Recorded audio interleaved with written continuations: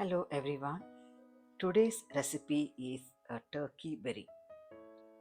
Did you know turkey berry is actually native to the Americas, not Turkey? The small green berries resemble the size and shape of a wild turkey's egg. In our part of the world, we call it chundanga in Malayalam, sundakkai in Tamil, katlekkai in Kannada, and bankatiya in Hindi. Turkey berry is packed with health benefits, but diabetics great for digestion and even for its anti-inflammatory properties. First, we need to pluck each turkey berry from the stalk. Plucking and crushing each turkey berry takes a little time and patience, but trust me, it's worth it. The taste and benefits make it really special.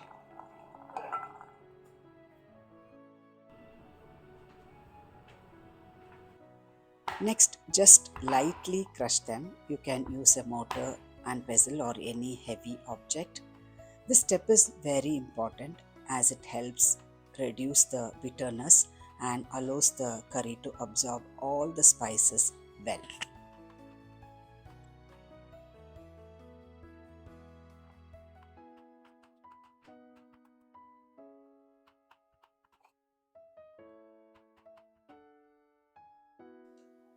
Yes, just a few more to go and we are done.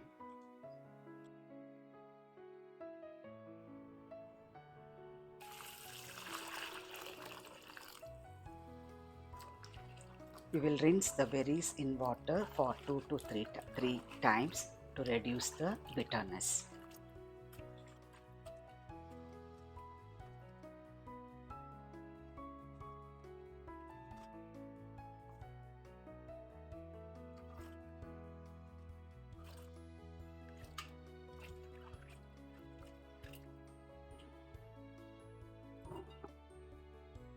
For the masala, we will fry the spices and coconut, coriander seeds, red chili flakes, fenugreek seeds. Then we will add 3/4 cup of grated coconut.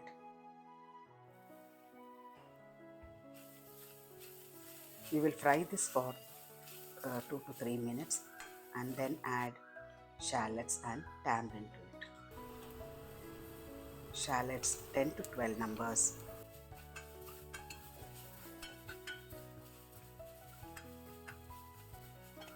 Adding tamarind about a size of a gooseberry or little less.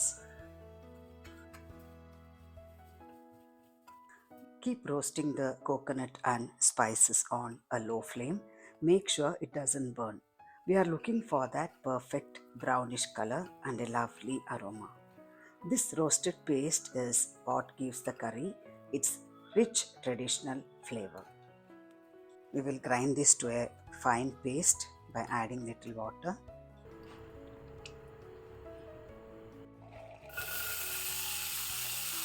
In the same pan, I am adding a little oil and frying the crushed berries for about 3 to 4 minutes. It gives a nice texture to the curry.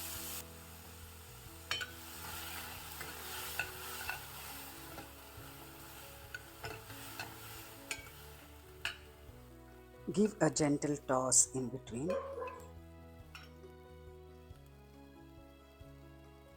We'll add the ground masala to the berry.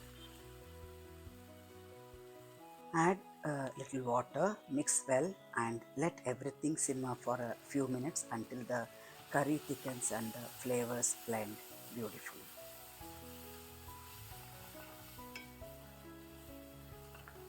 Adding 1/4 teaspoon of turmeric to it, salt as per taste. Mix everything well together.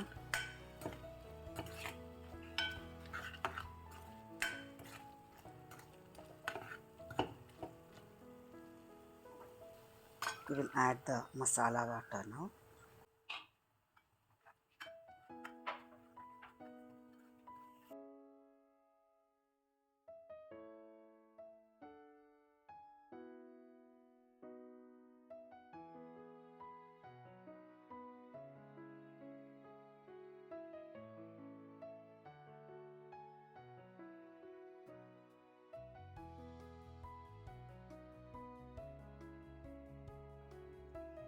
Now it's time to temper this curry. For that I'm adding 2 tablespoons of coconut oil. Once warm, then I'm adding shallots, finely chopped shallots, red chili flakes and little curry leaves. Now we will pour this fragrant tempering to this curry and give it a good stir. And also I have added just 1 green chili slit, not too much, just enough for that splash of smell and taste. It lifts the curry beautifully without making it too spicy. And just look at these beautifully cooked berries in the curry. They are soft and well soaked in all that rich masala and still holds their shape. Try this and let me know how you liked it. And don't forget to like, share and subscribe for more traditional recipes like this. Thank you for watching.